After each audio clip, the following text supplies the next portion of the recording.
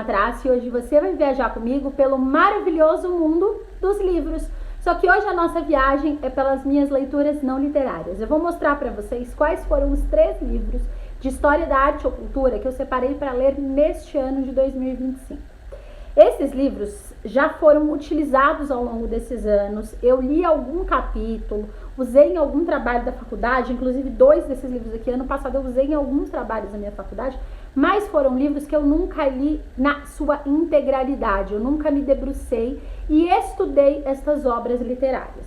E aí vocês vão se perguntar por que eu separei só 3 livros, né? Porque 3 livros de história da arte ou cultura para ler o ano inteiro? Pois é, esses livros são muito complexos.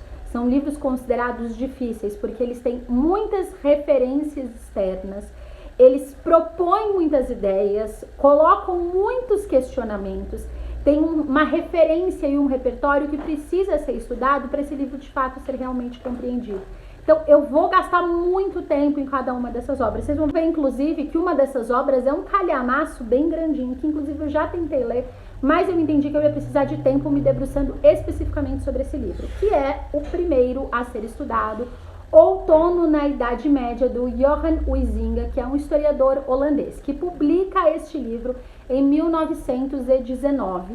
E é um livro que vai estudar a cultura e o modo de vida do medievo, do período medieval, que é um período muito longo da história da Idade Média, que influenciou muito a formação da sociedade ocidental, o nosso referencial organizacional, as nossas referências como cultura, mediou boa parte das relações que a gente tem e, inclusive, padronizou muitas questões quanto à nossa moralidade. Mas esse livro aqui vai se debruçar mais sobre a cultura, sobre os modos de vida, e ele fala também muito intensamente, utilizando exemplos que vêm da arte.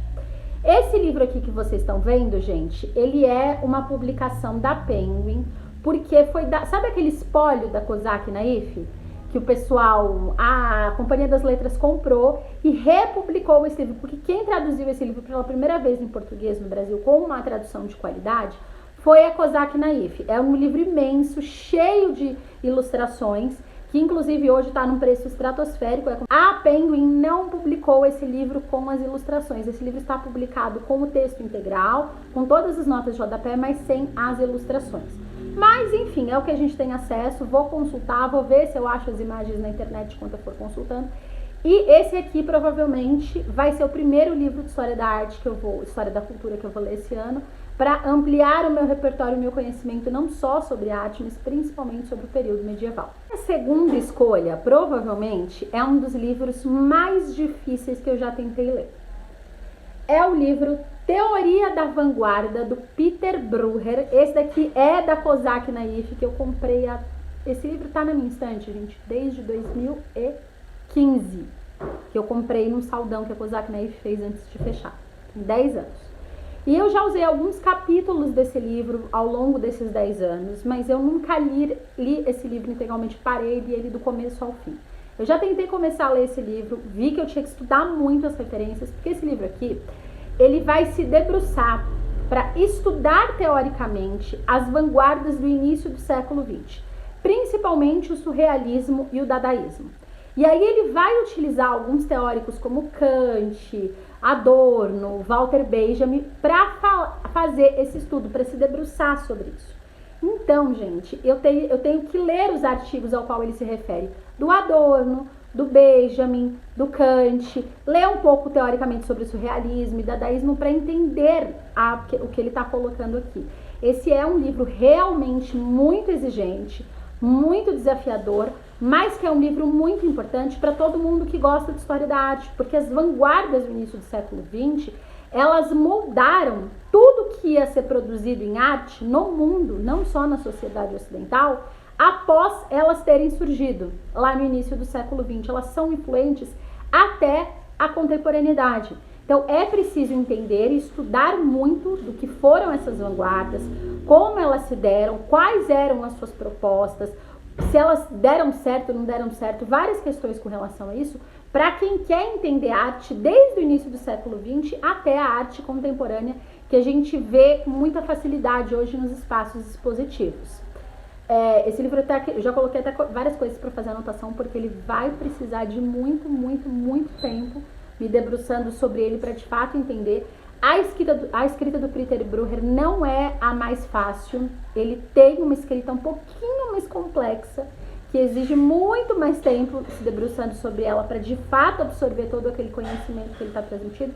Mas esse livro aqui é uma baita referência para a história da arte. Eu não conheço nenhum historiador da arte, nenhum professor de história da arte que não use esse livro, que não... Última e não menos importante, complexa escolha é o Arte e Cultura, do Clement Greenberg, que é um livro de teoria da arte e teoria da cultura.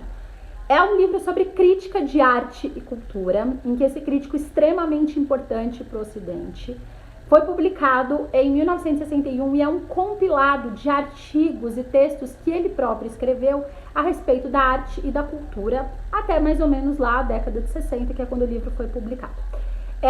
Ele é um crítico bastante mordaz, direto e objetivo, que não tinha medo de incomodar as pessoas com as suas críticas, o que é bastante raro em crítica de arte.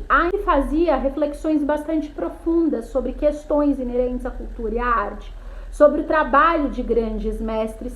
E neste livro aqui, que eu acho bastante interessante, ele aborda não só a arte pictórica. Ele fala, por exemplo, de Kafka, Bertolt Brecht, T.S. Eliot. Ele fala da literatura também. E ele fala de uma maneira bastante crítica, mas muito perspicaz, com grandes referências nesses quase artigos que ele coloca, ou nesses ensaios que ele fez a respeito dos temas abordados aqui. Esse é um livro que eu já usei muitas e muitas vezes nas 2 faculdades que eu fiz, né, letras ainda estou fazendo. Eles são capítulos bem densos e complexos, que exigem um estudo referencial para se entender o que ele está criticando aqui. Mas a linguagem do Clement Greenberg, desses 3 livros que eu mostrei aqui, é a mais fácil, é a mais acessível, é a menos complexa. Então você consegue se debruçar, ler e entender com certa facilidade, perto, por exemplo, dos outros livros que eu mostrei aqui.